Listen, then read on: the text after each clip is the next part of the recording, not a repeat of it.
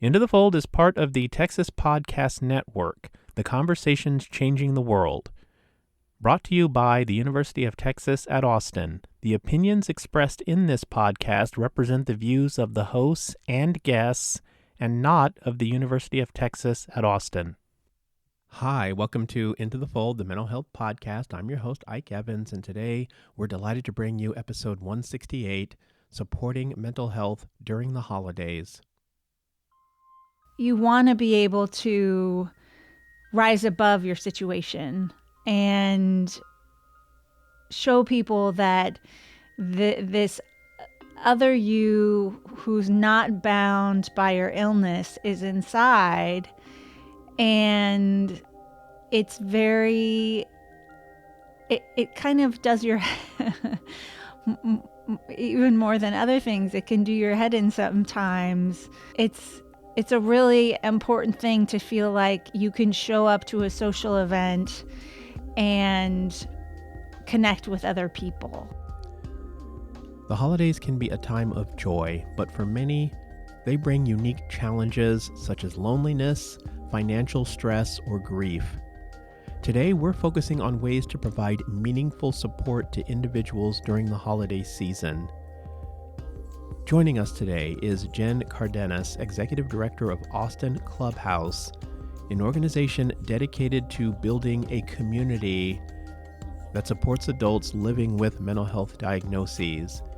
Accompanying her is Kasey Pfaff, an Austin Clubhouse member.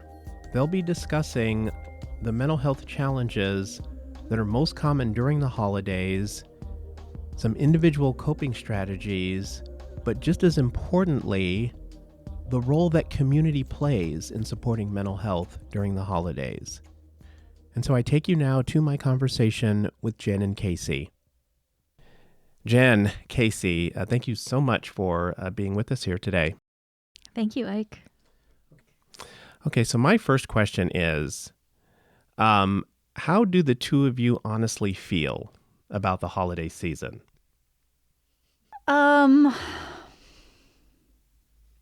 Well, there are the sort of omnipresent stressors and the acute stressors.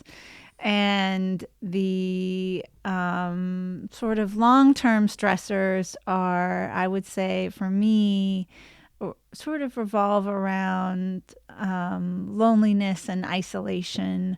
I'm single and I don't have children. And around the holidays, that can be difficult to go to parties and not have the same things to talk about as everyone else can be very difficult. And not have the same parties to go to can be very difficult. And then on the more short-term level, just going to see family, knowing it can be kind of a charged environment, can be stressful too. And as I mentioned, I'm gathering my things and getting organized to go on a trip tomorrow.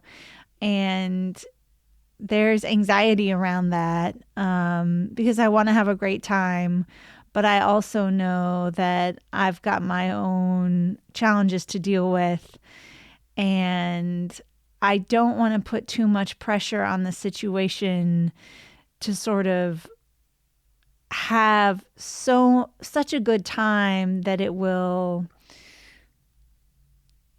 sort of take care of all of my anxiety. I want to be prepared on my own steam so that I make the best out of the situation, not that I rely on the situation to take care of me.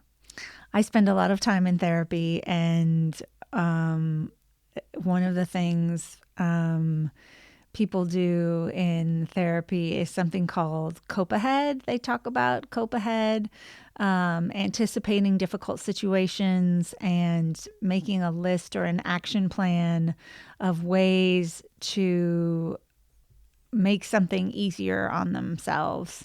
Something small they can do. They could carry a little talisman in their pocket. They could have a go-to like little beverage, like go drink a sparkling water or walk the dog or listen to a song on the radio, just small little coping mechanisms that can really make a big difference. It's like a little friend waiting to help you. If you're not sure there's an actual person there who can give you what you need, you have a little signal to give yourself what you need to kind of make it through. It's a great, we call it a skill. It's a great skill.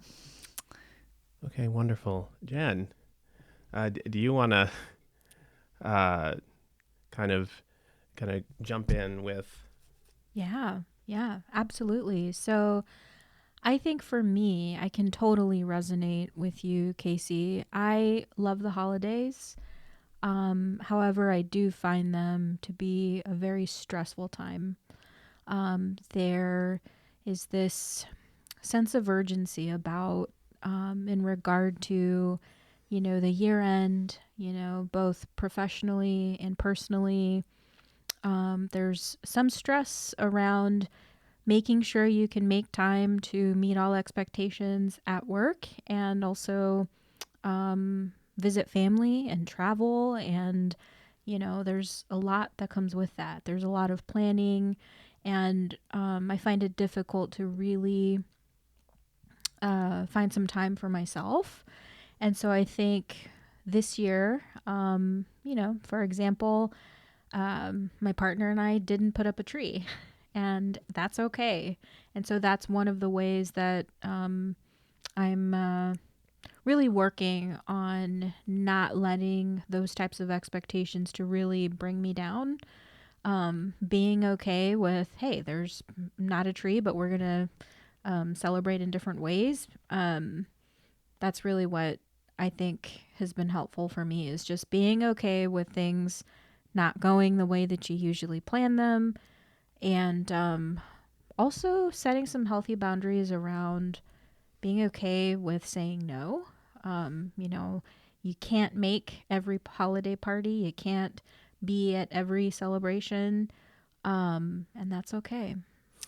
So the tree, was that hard or easy to let go of? Surprisingly, it was easy. Yeah, yeah. Yeah. Yeah. And so, and so you mentioned that that what Kasey said resonated with you, and just thinking in terms of your, the circles, the social circles in which you run. I mean, are there any other kind of common themes, sort of that reflecting people's level of anxiety at this time of year that you hear about? Yes. I think, at these holiday parties that you attend at the end of the year, it's only natural for the conversation to go in a direction of, well, how was your year? What happened? Did you travel? What's new? And I think oftentimes people find themselves sort of comparing themselves to other people. Some folks have the opportunity to travel, other folks don't. And, some folks are just struggling to make it through the year. And so I think when conversations like that come about, it's very easy to feel some not unexpected, but some, how would you say, unmet expectations. Right.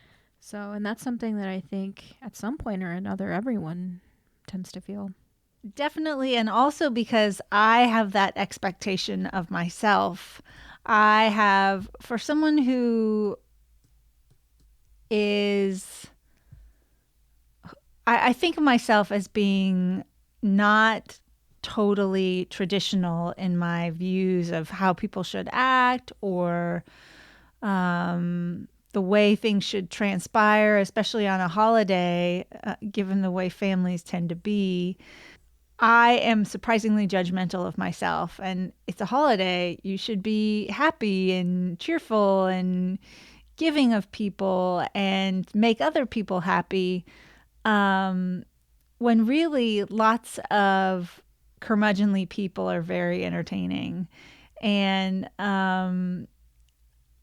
I struggle with that, especially if you're someone who's struggled with mental health issues.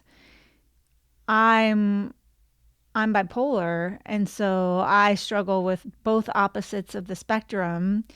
And you want to be able to rise above your situation and show people that this other you who's not bound by your illness is inside.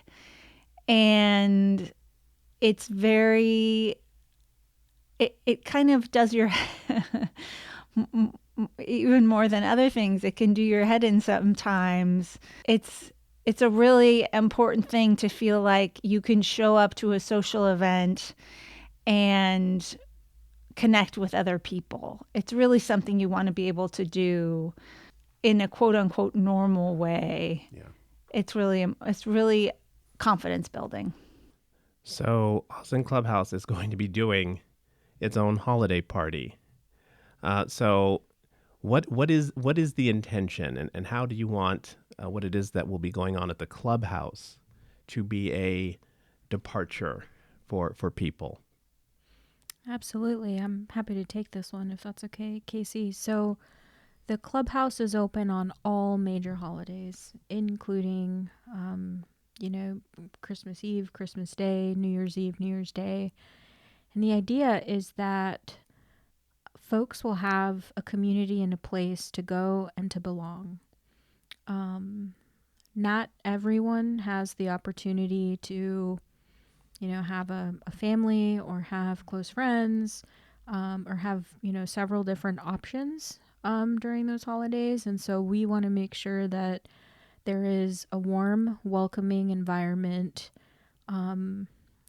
available to our membership. And so we have come up with our own traditions. Obviously, we're very open, and it's non-secular. We celebrate the season, but we do it in a way that is inclusive and accessible. I think that's one of the most important pieces. And the intention behind that is so that folks who work together at the clubhouse, as Kasey mentioned earlier, alongside one another in the running of the clubhouse and our vitality unit and our operations unit, have the chance to take a break from the work and enjoy a delicious lunch, play games, get to know one another, and really just lay back and have a positive and healthy holiday. That's the intention. I'm sure you would probably want to add a bit to that, Kasey.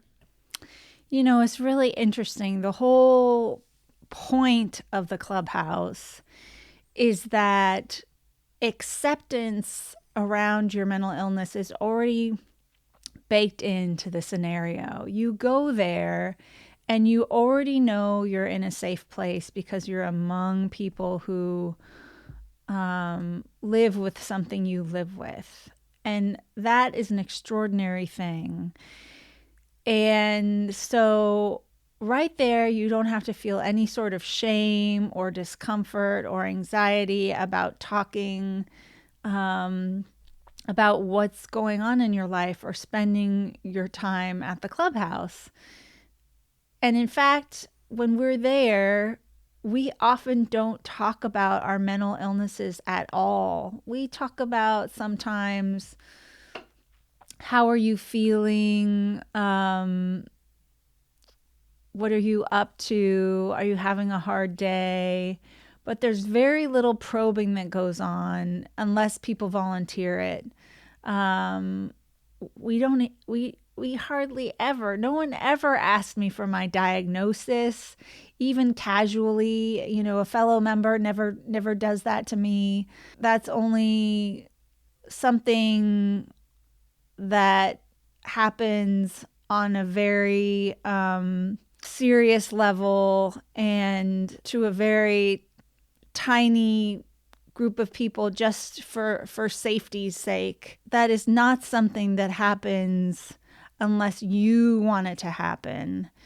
And in general, people respect each other's privacy. So when you go to a Christmas party at the clubhouse, it is like perfect ease. You do a craft, or you work on a project, and you can just be in the zone and not have to worry about what other people think about you, or even have a conversation about it. Even offer an explanation of what you're doing with your life, because the people here kind of know what you're doing and what they're wanting you to talk about are things that really, it's whatever you want to talk about. But you don't have to feel uncomfortable that you're not talking about something that others might find shameful. And that is a respite from maybe feeling strange about something in your life that is actually really rewarding. Okay, so I think that's a perfect bridge to, we've sort of touched on kind of the individual stressors that people deal with during the holidays. But now maybe we could kind of turn to building resilience and connection. And so from either of you, I would just love to hear a little bit more about the importance of community supports. I mean, as great and necessary as individual coping strategies are, and how the clubhouse really models that.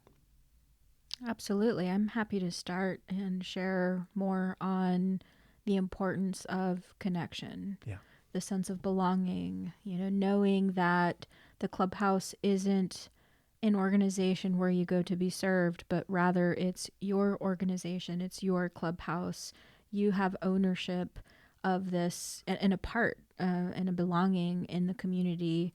And I think that's what really differentiates our organization from any other, is that members and staff are a part of this community, and all of the work that's done in the clubhouse is done in an effort to give back to that community.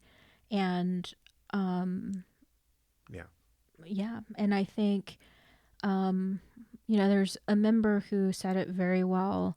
They said at other organizations, it's great, everything is great. They offer support and they offer resources.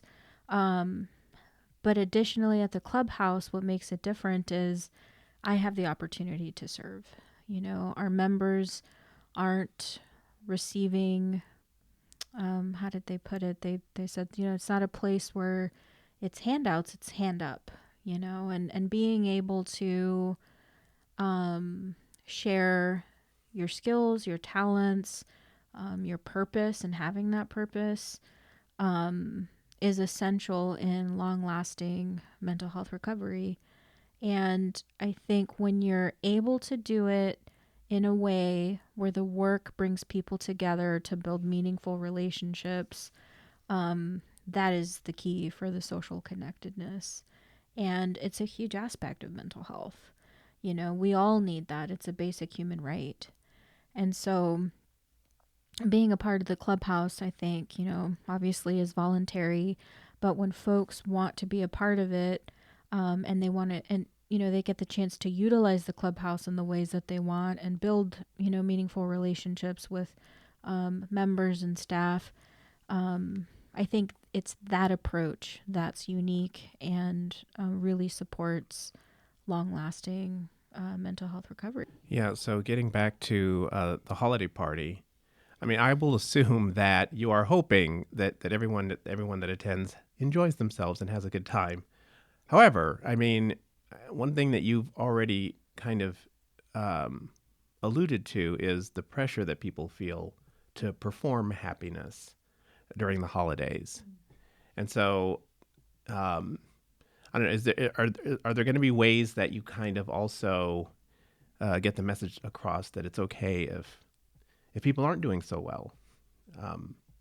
Absolutely. I'll share an example. I got a call this week from a member, and I hadn't seen her in maybe about a week or so, and it was one of those conversations where they relate that the holidays are hard, that there's a family member that they miss very deeply, and I think it's in those one-on-one conversations of saying, finding something to look forward to, like the party, and letting that person know that, number one, they're not alone, and number two, that we'd love to see them there, regardless of,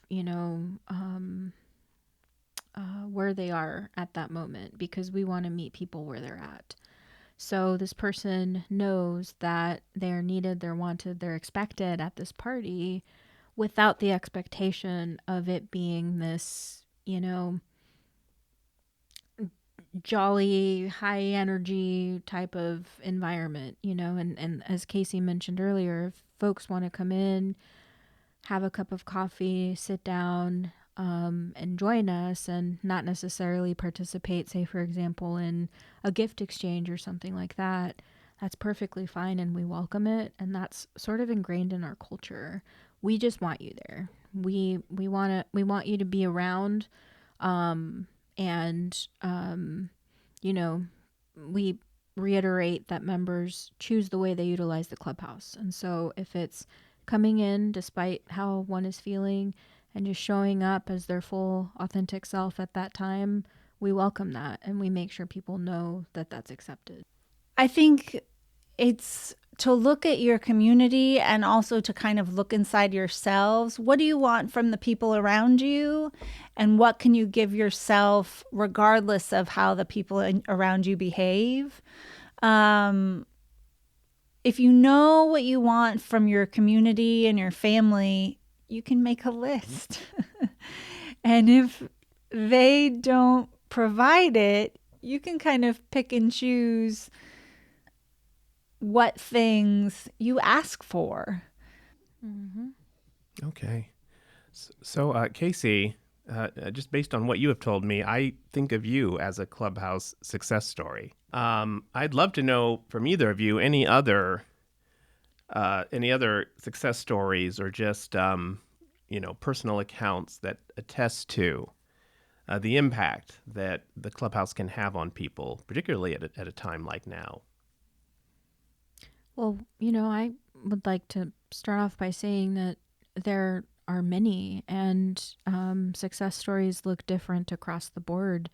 There are folks who haven't come into the clubhouse in years, and they stepped into the clubhouse once this year. I find that to be a success.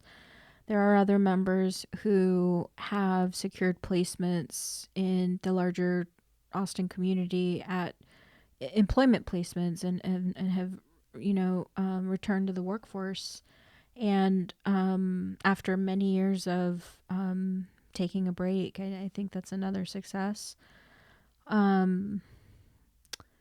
We have a lot of folks that are really open to sharing their testimonials.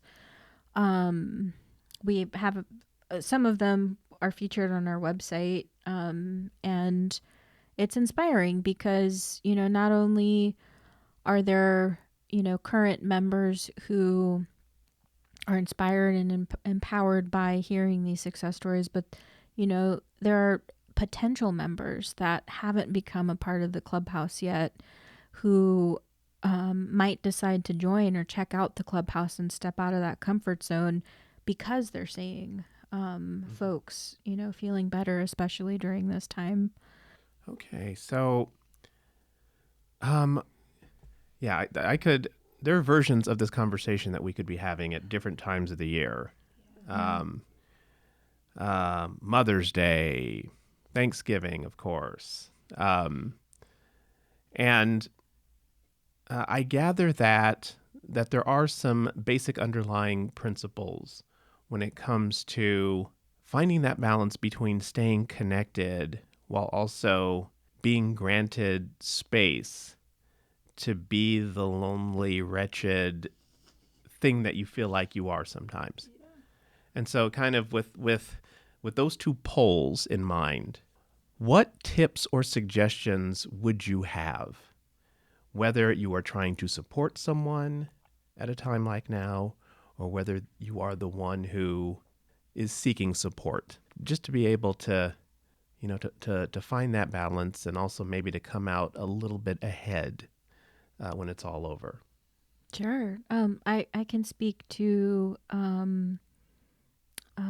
supporting someone in that situation. So at the clubhouse, again, it's, obviously a person-centered approach. And one of the things that we do is, we ask folks if they're comfortable receiving what we call reach out, especially during the holidays. And so if folks are comfortable with it, and if, we haven't heard from them or seen them in a while, we give them a call. We send them a birthday card. We, send the weekly email. But I think the important thing to remember is that person-centered approach. So if we haven't seen someone and we give them a call, there's one member that I'm thinking of who has said before, I'm taking a little bit of a break. I'm okay. But, can you let the folks at the clubhouse know that I don't want any phone calls for the next 2 weeks? And so, of course, we honor that. And I think that's where we say, absolutely, thank you for drawing that boundary. And then also, reminding everyone that that's their right as a member, to utilize the clubhouse in the way that they want, to take a break if they want, and for us to respect that. And, there are other folks who really enjoy the phone calls and really enjoy the letters that we write or the cards that we send. They're, like I said before, there are members who come to us after years and years of not attending because they received a birthday card, and it was that outreach that, made them walk through the doors and get reconnected. So I think that's the important thing, is to really create that culture of the person-centered approach and asking folks, letting folks know we're here, but what is it that you need and how do you prefer to stay connected? And then honoring that. I am going to a very cold climate and for the holidays, and people tease me because I'm cold all the time and I wear warm clothes inside. And this group of family is very hardy. They're used to the cold weather and they're going to make fun of me. So I've decided I'm going to tolerate it for a certain amount of time, and then I'm going to stand up for myself, even if it seems a little bit silly.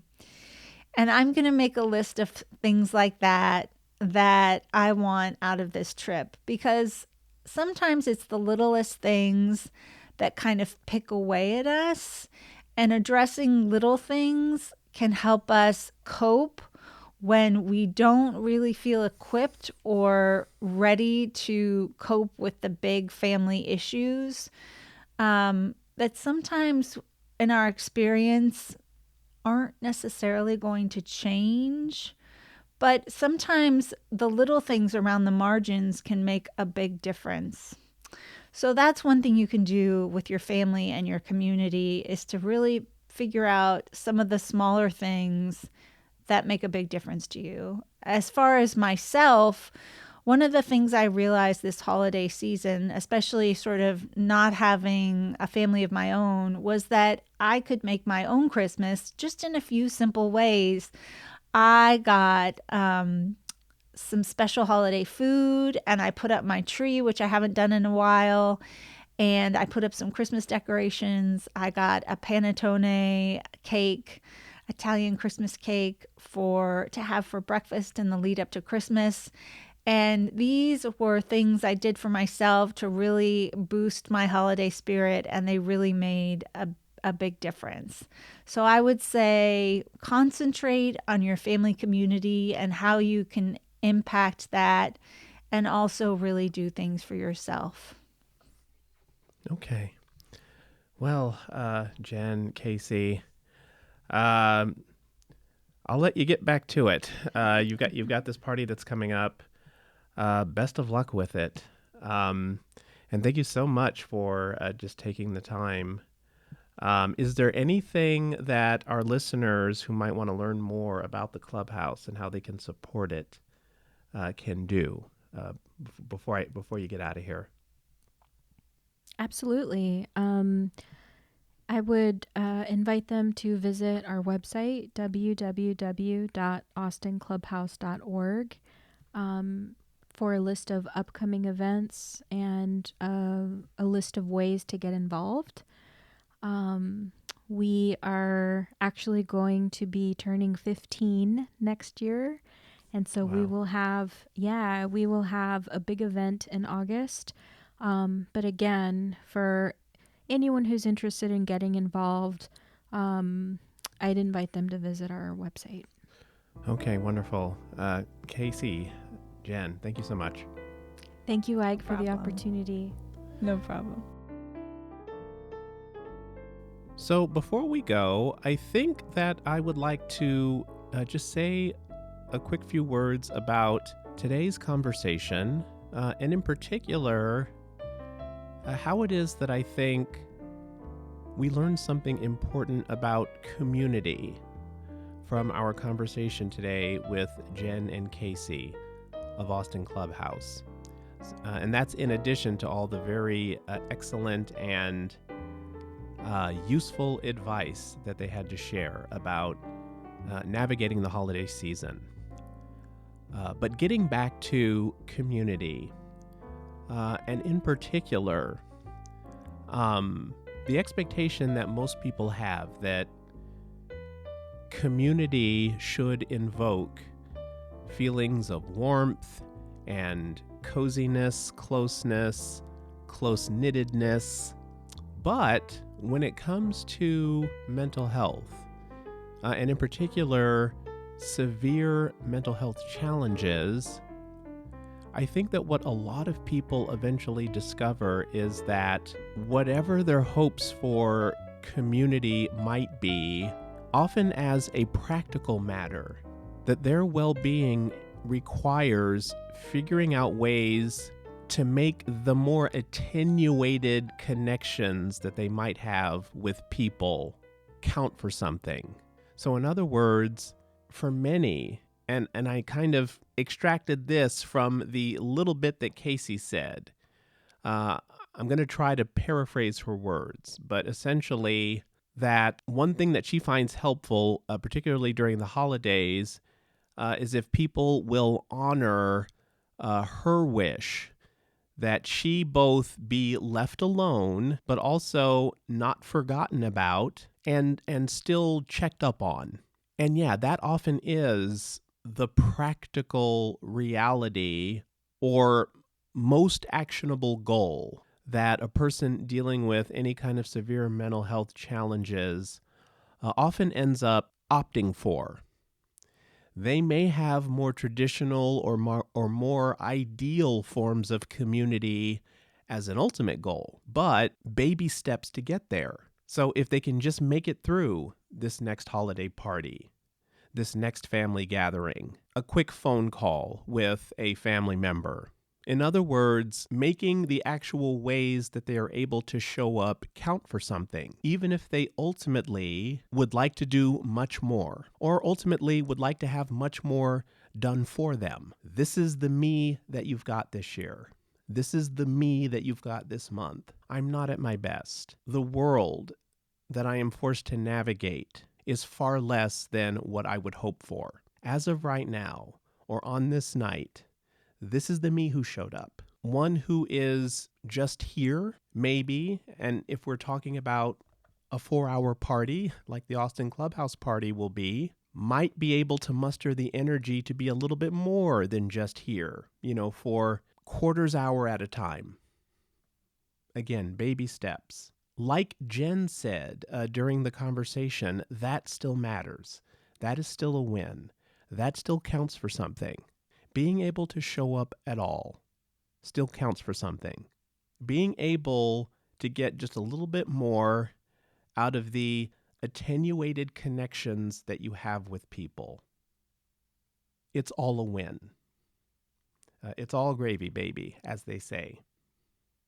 Before we go, a couple of important announcements. Last month, we published the Hogg Foundation's Digital Impact Report, which you can now find by visiting our website at howg.utexas.edu.